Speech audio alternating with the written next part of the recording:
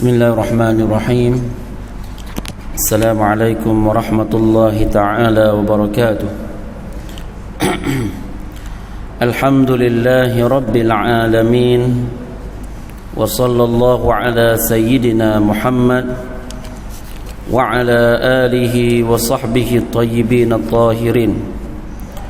اللهم علمنا ما جهلنا وذكرنا ما نسينا وزدنا علما ونعوذ بك من حال أهل النار. ولا حول ولا قوة إلا بالله العلي العظيم. أذكركم وأذكر نفسي بإخلاص نية لله تعالى. ولا حول ولا قوة إلا بالله العلي العظيم. ولا حول ولا قوة إلا بالله العلي العظيم. أذكركم وأذكر نفسي بإخلاص نية لله تعالى. Tuan-tuan yang dirahmati oleh Allah Ta'ala, pada pertemuan sebelum ini menerusi kitab yang dikarang oleh Abi Suja' ini. Pada pertemuan sebelum ini kita telah sebut tentang tajuk An-Najasat, tentang najis, kerana kita membahaskan tajuk daripada kitab ini, tajuk taharah, bersuci, dan juga solat. Kita masih lagi sebut tentang taharah, bersuci, kerana nak solat kena bersuci. Maka bawah tajuk bersuci ini dia banyak lah. Maka masih lagi kita membahaskan tajuk ini, dan dia dia membahaskan tentang najis. Kita telah sebut beberapa najis yang dimaafkan, dan pengarang kitab dia kata wal haywanu kulluhu tahirun illa kalba wal khinzir wa ma tawallada minhuma aw min ahadihima. Kata pengarang kitab, haiwan semuanya dikira suci, dari sudut syarak dikira suci, illal kalba wal khinzir, melainkan anjing dan juga khinzir, babi. Wa ma tawallada minhuma, dan yang lahir dari kedua-duanya, au min ahadihima, atau yang lahir daripada salah satu daripada kedua-duanya. Pengarang kitab rahimahullah mula mengisyaratkan tajuk najis ini kerana najis terbahagi secara asasnya kepada tiga bahagian. Ada najis yang kita sebut dengan al-mughalladhah, najis yang berat. Ada yang disebut dengan najis al-mutawassitah, yang ia tidak berat, tidak ringan. Dan ada najis yang kita sebut dengan al-mukhaffafah. Dan setiap daripada satu ini, tiga jenis ini, cara untuk membersihkannya dengan cara yang tak sama. Berbeza cara menghilangkan najis dari tiga jenis najis ini. Yang pertama iaitulah najis al-mughalladhah. Apa itu najis mughalladhah? Kata ulama, najis anjing. Najis mughalladhah ini ialah anjing, najis anjing, khinzir, dan yang lahir daripada kedua-duanya. Apa maknanya yang lahir daripada kedua-duanya? Yang dikatakan, katakan bahawa anjing dia buntingkan khinzir, atau sebaliknya, anak yang lahir itu dikira najis mughalladhah seperti induknya. Macam mana induk dia dikira najis mughalladhah, yakni khinzir, dan juga anjing itu dikira mughalladhah, maka anaknya yang ia hasil dari kedua-duanya juga dikira mughalladhah. Okey. Walaupun anak dia katakan muka dia separuh macam Anjing separuh macam babi, katakan macam itu. Hukum dia mughalladhah juga. Au min ahadihima, atau salah satu daripada kedua-duanya. Artinya apa? Maknanya babi dia buntingkan kambing betina. Anak yang lahir hukumnya macam babi juga, macam induk.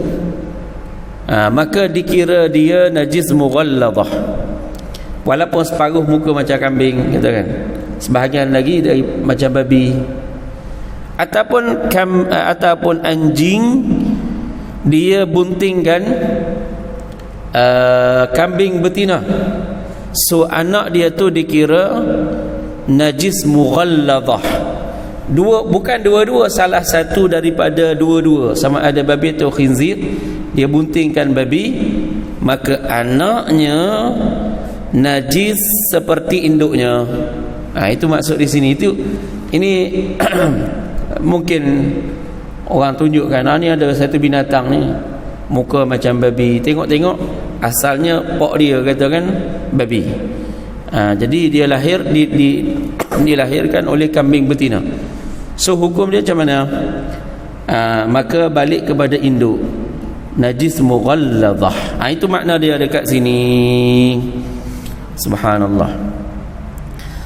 Maka pengarang kitab rahimahullahu ta'ala dia sebut makna dululah. Kemudian dia kata dekat sini, wal maitatu kulluha najisatun illa samaka wal jarada wal adami. Adapun bangkai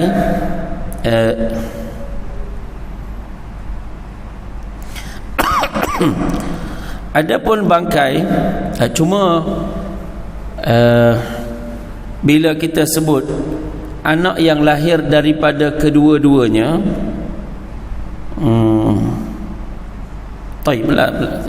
kita sebut kemudian.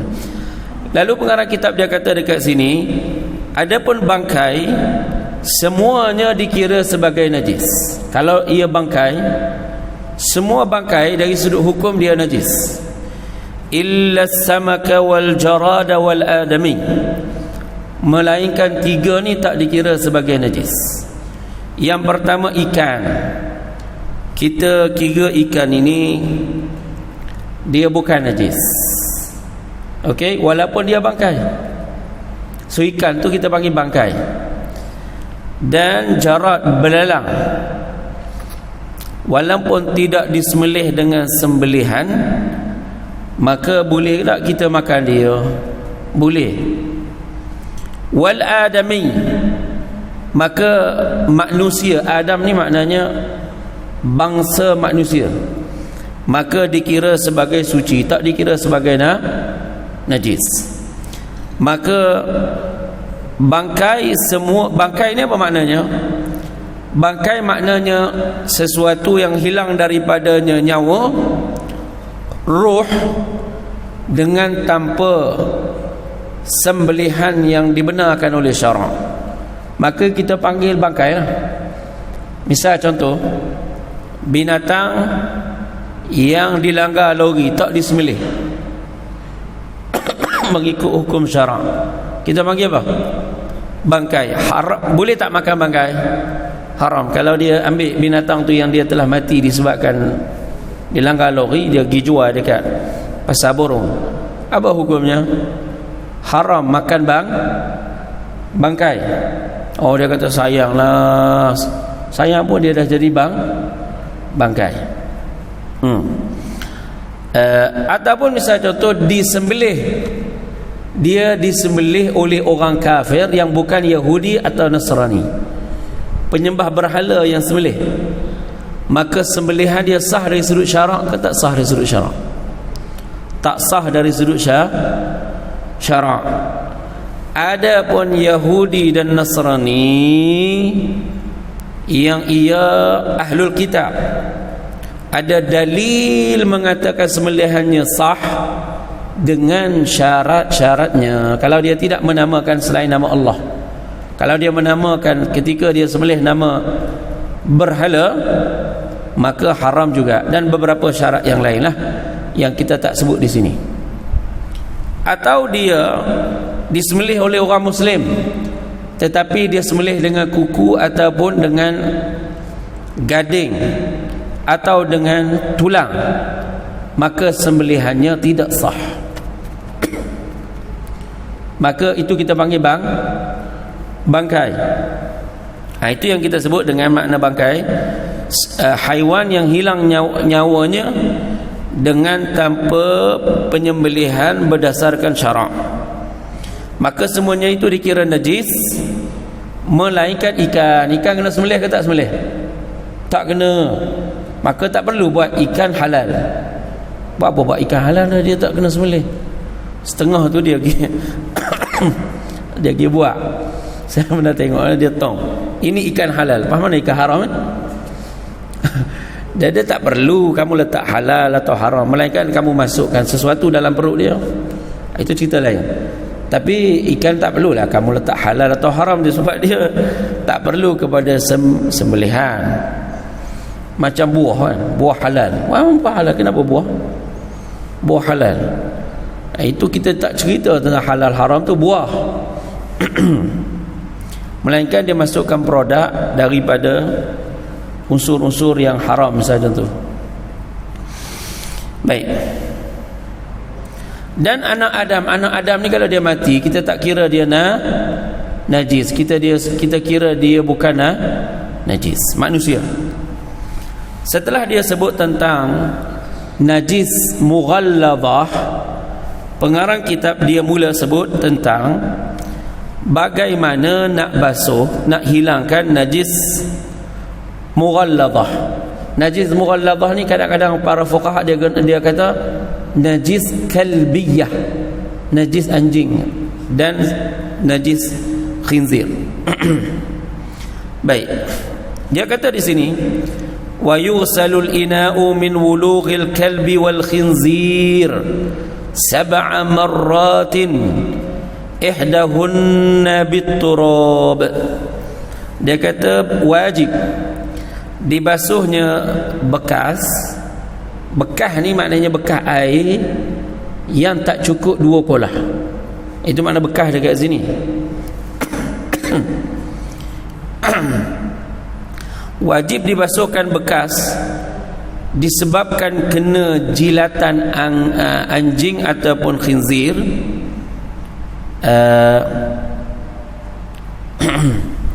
ataupun misalnya contoh tersentuh, antara yang menyentuh dengan yang disentuh dia basah. Misalnya contoh seseorang tu dia sentuh anjing, sama ada anjing basah ataupun dia yang basah. Kerana istilah berpindah najis ni dia tak jadi kering sama kering. Anjing kering dia tak jadi, dia tak panggil pindah najis. Perpindahan najis ini dia berlaku bila salah satu daripada yang disentuh ataupun yang menyentuh ianya basah. Maka dalam konteks ini kalau anjing basah dia kering, maka berpindah najis ke tak? Berpindah najis. Katakan kalau dia basah, tangan dia basah, anjing kering pula bulu dia, maka sentuh anjing dalam keadaan tangan dia basah, maka berpindah najis. Dia tak berlaku. Tajuk kita ni tak berkaitan dengan tangan kering dengan anjing kering, tak masuk. Maka kalau begitu, misal contoh bekas yang dijilat oleh anjing, so bekas tu bernajis ke tak bernajis kiranya? Bernajis dengan najis mughalladhah. Baik, seseorang sentuh anjing, dia basah, anjing kering, atau sebaliknya, sekarang berpindah najis mughalladhah ke tak berpindah? Berpindah najis mughalladhah. Maka macam mana nak basuh?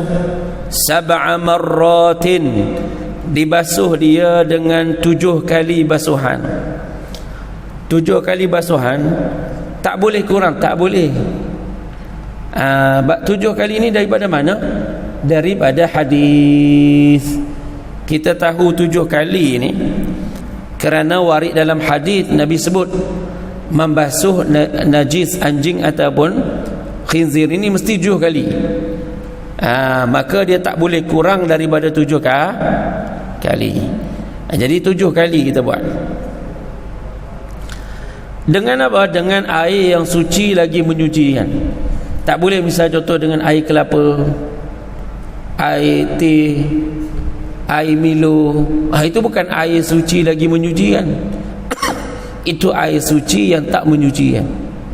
Okey, dia suci, tapi dia bukan air yang menyucikan. Maka 7 kali basuhan ini, kata fuqaha, mamzujatun ihdahunna bitturab. Maknanya mesti salah satu daripada basuhan itu dia bercampur dengan tanah. Disyaratkan ke kalau kita nak basuh najis mughalladhah, satu basuhan daripada 7 basuhan itu dicampur dengan tanah. Jawabnya disyaratkan. Baik, sekarang ini macam mana kita nak tahu air itu dah bercampur dengan tanah? Bila kita campur air dengan tanah, bercampur tu kita tahu bila air itu berubah jadi keruh, warna brown. Maka kalau air itu dia jadi keruh, maka itu maksudnya air itu dia dah bercampur dengan tanah. Kalau dia campur air tak keruh, tak jadi, mesti kena air itu keruh. Baik, hak nak bercampur dengan tanah ni disyaratkan pada basuhan mana daripada 7 kali basuhan ini? Kata ulama tak kisah pada basuhan pertama ke kita nak campur dengan tanah, basuhan kedua, ketiga, keempat, kelima, keenam, ketujuh tak bercampur dengan tanah, okey. Ataupun kita pilih basuhan terakhir, yang lain air mutlak je, kan? Sekali 1 baldi, 2 baldi, 3 baldi, 4 baldi, 5 baldi, 5. Yang ketujuh kita campur dia dengan air, dengan tanah, boleh juga. Dan tanah dia bukan najis, walaupun kita letak dia pada basuhan terakhir, tanah tetap dia tidak dikira sebagai najis, maka dikira suci dengannya. So tak disyaratkan tanah, air yang bercampur dengan tanah tu pada basuhan yang mana satu daripada basuhan yang ketujuh, basuhan yang 7 tu. Pada basuhan pertama ke boleh, basuhan kedua ke boleh, 3 ke boleh, 4 ke boleh, 5 ke boleh, 6 ke boleh, 7 pun boleh, tak ada masalah. Cuma pengarang kitab dia bagi peringatan di sini. Dia kata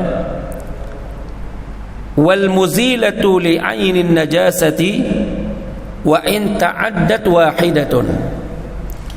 Kalaulah basuhan itu yang menghilangkan objek najis, kerana najis tu kan kadang-kadang sekali kita basuh dia tak hilang terus. Boleh jadi 2 kali basuh, 3 kali basuh, 4 kali basuh. Pengarang kitab dia kata dalam kamu nak kira 7 kali basuhan ini, kamu nak kena ingat satu benda, iaitu kadang-kadang najis ini dia degil, dia tak hilang dengan sekali basuhan. So dalam kamu nak calculate 7 kali basuhan ini, kamu nak kena evaluate benda ni, nak kena mengira masalah ini. Apa dia masalah dia? Basuhan yang kamu perlukan untuk hilangkan diri najis, untuk kamu hilangkan objek najis, walaupun kamu perlu lebih daripada sekali, 2 kali, 3 kali, dari sudut calculation, dari sudut pengiraan, kamu kena kira dia satu basuhan saja. Maknanya kadang-kadang degil kan, kita basuh dia 2-3 kali, kadang sampai 7 kali basuhan baru hilang diri najis. So kita sebut tadi nak menghilangkan najis anjing dan babi mesti dibasuh 7 kali basuhan. Baik, tadi dah 7, tapi 7 tadi baru menghilangkan diri najis, itu hanya dikira sekali, baru kena tambah 6 kali lagi baru kita kira 7 kali basuhan. Kerana mungkin seseorang tu dia kira dah Kalau kira dah tak jadi, dia mesti kena ingat satu benda. Kalau basuhan itu menghilangkan diri najis, kalau sekali basuh okey lah, dia ada 1, dia ada 7 lagi, dia ada 6 lagi. Tapi barangkali dia kena 7 kali baru basuh, 8 kali, 9 kali, 6 kali, maka basuhan yang berulang-ulang demi nak menghilangkan diri najis, objek najis, dari sudut calculation, dari sudut apa kita panggil pengiraan, kita kira 1 baru, maka nak kena tambah 6 basuhan lagi. Jelas tak? Jadi ini nak kena ambil berat lah. Kalau seseorang tu dia, misal contoh depan lantai dia kan, datang anjing berak di situ, so dia nak kena mengira masalah ni. Dia datangkan, misal contoh, dia depend kepada tuan-tuan nak kira sekali 2 kali ni guna alat apa. Kalau timba berapa kali, kalau pipe kiralah macam mana nak kira sekali, adjust. Kalau macam baldi nak kira sekali macam mana, 1 baldi kira sekali. Yang ni tuan-tuan adjust lah dari sudut nak kira tu. Jadi di sini katakan bila kita kita guna baldi katakan, maka kita perlu beberapa kali basuhan barulah hilang najis. Katakan 5 kali baru hilang najis, maka itu dari sudut pengiraan hanya dikira sekali je. Kena tambah lagi 6 kali, dan satunya mesti bercampur dengan tanah, baru dikira tempat yang terkena najis di depan rumah kita tu, kat lantai tu, tempat itu dikira suci daripada najis mughalladah. Baru kita kira dia suci daripada najis mughalladah. Nah, gitu. Jadi ini yang dikatakan oleh pengarang kitab, dan kita nak kena ambil berat dengan apa yang disebut oleh pengarang kitab. Kemudian kata pengarang kitab, wa yughsalu min sa'irin najasati marratan ta'ti alaihi wa thalathatu afdal. Ada satu najis yang tak disebut oleh pengarang kitab, iaitu tentang najis mukhaffafah. Najis yang ringan ini, apakah maknanya dulu? Najis yang ringan ini, najis mukhaffafah, ialah baulus sabi, kencing kanak-kanak lelaki. Baik, bila kita kata kencing kanak-kanak lelaki, ia najis mukhaffafah. Lagu mana najis kencing kanak-kanak perempuan? Jawabnya, kencing kanak-kanak perempuan dia seperti orang dewasa, dikira mutawassitah, tidak dikira najis mukhaffafah. Jelas? Bila kita sebut kencing, tak termasuk berak, tak termasuk tahi dia, kerana berak kanak-kanak lelaki, kencing tahi dia dikira najis mutawassitah, tak dikira najis mukhaffafah. Maka najis mukhaffafah yang mana? Kencing kanak-kanak lelaki. Bismillah. Baik, tak habis lagi. Kencing kanak-kanak lelaki yang tidak diberi makan melainkan susu. Di sini saya ingatkan, kadang-kadang dalam internet tu dia kata syarat susu ibu je. Dia tak syarat susu ibu je. Dalam kitab halib, susu yang diberikan kepada baby ni, kepada kanak-kanak lelaki, tak disyaratkan susu ibu. Sama ada susu yang lain, susu tepung tu yang daripada lembu, kambing, itu masih valid lagi. Okey, dia tak disyaratkan. Walaupun kalau kita buat bacaan dalam internet, ada orang yang baru-baru menulis ni, dia kata disyaratkan. Jadi yang betulnya tak disyaratkan. Yang tak disyaratkan susu ibu. Yang penting ialah susu, sama ada susu tepung ataupun susu ibu. Jadi baby ni hanya kanak-kanak lelaki ni, dia hanya diberi makan susu. Susu ni dikira makan ke? Memang tuan-tuan, susu ni orang panggil makanan. Dia tak dikira mikun. Dia susu ni dalam fiqh dia kira makanan dia, minuman pun dia juga. Kalau tanya doktor yang pakar, dia setuju. Dia memang budak tu dia makan daripada situ, minum pun daripada situ. Bukan dia berak daripada situ juga. Kan? Jadi susu ni dia merangkumi dua, makanan minuman dia duduk di susu tu. Kanak-kanak ni lah. Jadi kanak-kanak ni hanya diberi makan susu sahaja, tak cukup lagi tu. Diberi makanan susu sahaja sebagai makanan bernutrisi dan gizi. Apa maknanya? Kerana boleh jadi dia bagi sedikit makanan yang lain kepada baby ni, tapi bukan untuk makanan bernutrisi dan bergizi. Contohlah, kita kan bagi susu ke anak, cuma kadang-kadang kita bagi juga kurma ketika tahnik kan. So itu memberi kesan tak pada kencing dia, daripada mukhaffafah jadi mutawassithah? Tak. Sebab apa? Kita beri makanan yang selain susu dalam konteks kita buat tahnik itu kan. So itu bukan makanan bergizi baginya dan bukan makanan bernutrisi untuknya. Itu dia kaid. Kadang-kadang kita budak ni teliur sangat, kita ambil sikit je makanan untuk dia. So macam mana dia punya kencing? Masih lagi dikira mukhaffafah.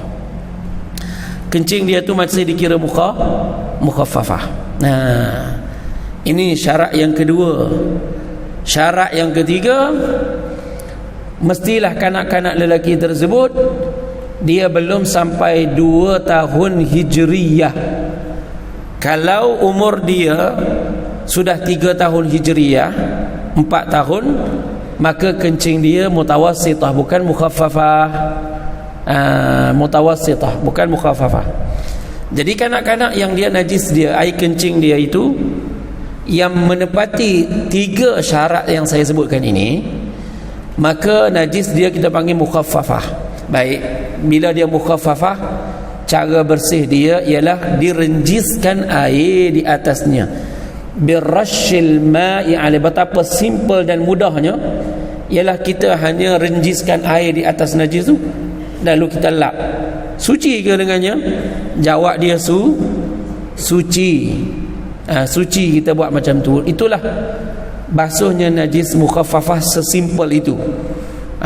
Ini yang disebut oleh para fuqaha. Kemudian pengarang kitab dia mula sebut tentang najis yang ketiga, iaitu najis mutawassithah. Dia kata wa yughsalu min sa'irin najasat marratan ta'ti alaihi was thalathatu afdal. Dibasuh semua jenis najis-najis, yakni najis mutawassitat, dengan basuhan sehingga menghilangkan najis dan diri-diri najis, menghilangkan diri najis dan sifat-sifatnya sekali. Kalau 3 kali itu lebih afdal. Baik.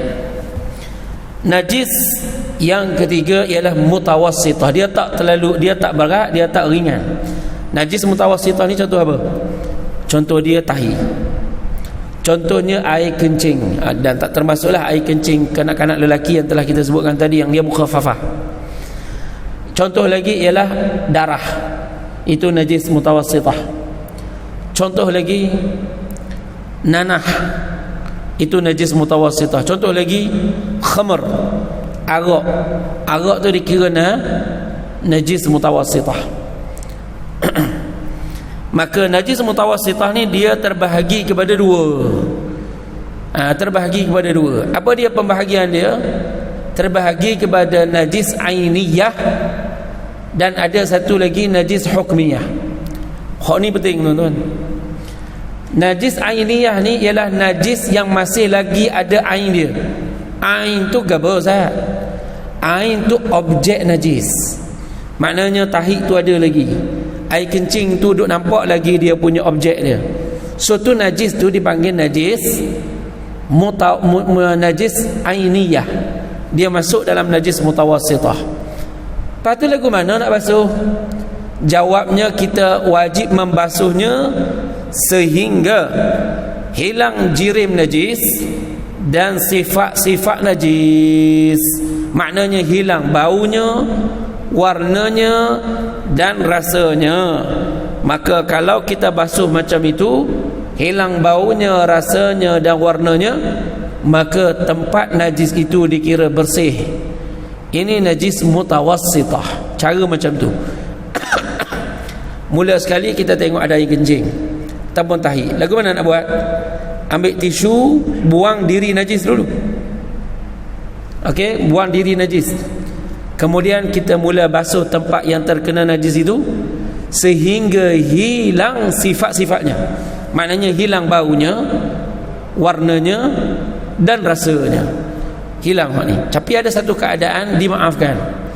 Misal contoh, dia hilang dah hak lain, warnanya tak hilang. Kadang-kadang anak berak atas baju sekolah budak tu kan, basuh dengan sungguh-sungguh ni, tapi masih lagi ada kuning sikit, itu dimaafkan.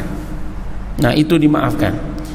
Tapi kalau ada bau tak boleh, bau tak maaf, kerana bau menunjukkan najis tu masih ada. Bau tak dimaafkan. Tapi kalau dia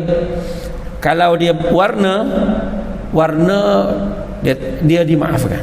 Tapi kalau bau petanda kuat masih lagi ada najis, maka bau tak dimaafkan. Habis. Adapun yang kedua itu namanya hukmiyah. Kalau najis ainiyah itu masih lagi kamu dapat kesan baunya, warnanya dan rasanya. Najis hukmiyah ialah najis yang kamu tidak dapat kesan, baunya tak dapat kesan, warnanya tak dapat kesan, rasanya tak dapat kesan. Macam mana tu? Kita bagi contoh. Kadang kalau orang tu dia jaga orang tua kan, anak jaga ayah dia atau mak dia. Katakan di KL ni lah, ayah dia pergi kat beranda, ayah dia ada sakit, dia kencing dia pun tak bau. Maka dia kencing kat beranda, ayah dia uzur. Maka nak balik kampung, ni saya ceritalah. Nak balik kampung, tak sempat nak basuh, nak cepat-cepat basuh ayah dia je, bawa balik kampung. Rumah dia tu kat beranda masih lagi ada najis kat beranda tu. Jadi air kencing tadi masih ada, tapi duduk situ. Dia balik 2 minggu dah. Kat beranda tu angin datang, matahari datang. Maka matahari datang keringkan dia. Tapi matahari kena ingat, dia bukan alat pencuci najis. Tidak suci najis disebabkan matahari keringkan dia. Dan angin datang jauhkan baunya jauh daripada beranda tu. Angin tu dia bawa bau tu pergi. Maka hilang bau. Maka kita dah datang balik 2 minggu lepas tu, kita ingat ini tempat ni belum lagi kita basuh. Tempat tu dari sudut hukum najis, tapi tak boleh nak kesan dah. Baunya tak boleh nak kesan, warnanya tak boleh nak kesan, rasanya tak boleh nak kesan. Jadi kita panggil ini najis hukmiyah. Namanya najis hukmiyah. Maka najis hukmiyah ini, kata para ulama, najis hukmiyah ini kata para ulama, cukup dengan kita lalukan air sekali lalu, maka dia jadi bersih. Maka katakan kalau seseorang tu dia ambil mop lalu dia lap sekali je, dia tak basuh, dia buat macam tu je, ini bagi najis hukmiyah valid. Okey, semudah itu kalau dia najis hukmiyah. Faedah apa mengaji tajuk ni? Ada sangat banyaklah. Kita tajuk ni kita mengaji. Kadang kita dapati kalau najis mutawassitah, kita basuh dengan cara tadi, habis tika kita ni. Saya bagi dalam konteks masjid ni kan, masjid ni kalau kena najis mutawassitah, dia basuh dengan cara dia ambil beldi dekat tandas no, lalu dia basahkan kapet ni.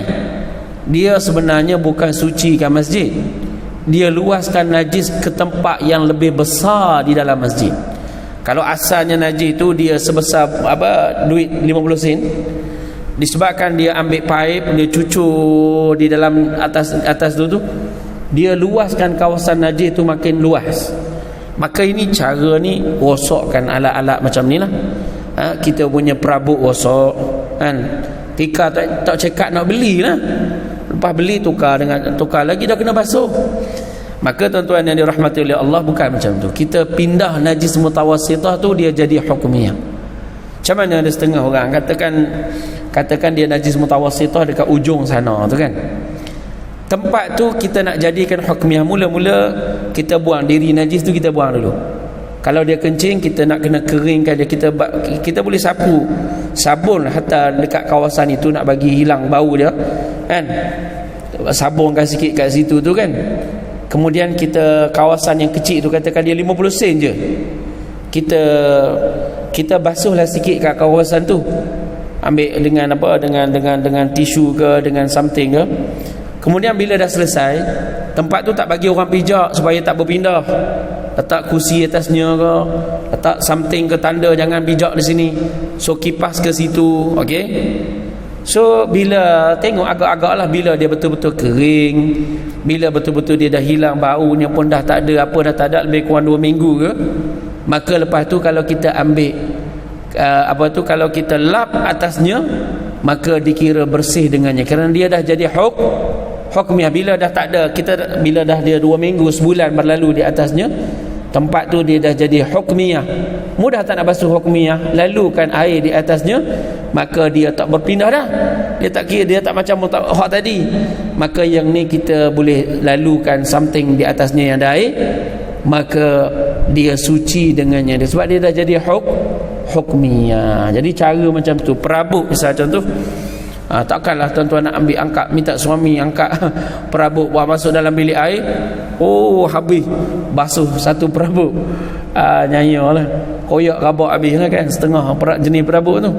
Maka kita tak buat macam itu. Kalau kita ada benda-benda yang memang sensitif kena air, maka buat macam yang saya sebutkan tadi. Barulah kita dapat bersihkan tempat itu mengikut hukum syarak, dan tempat tu dia jadi bersih. Boleh solat tak lepas tu atasnya? Boleh, tak ada masalah. Gitu. Maka ini najis hukmiyah. Cuma saya nak ingatkan di sini, dari sudut nak bersihkan najis mutawassithah tadi, kita nak kena bezakan kalau bekas yang cukup 2 kolah dengan bekas yang tak cukup 2 kolah ni. Kenapa? Kerana kalau dia air 2 kolah,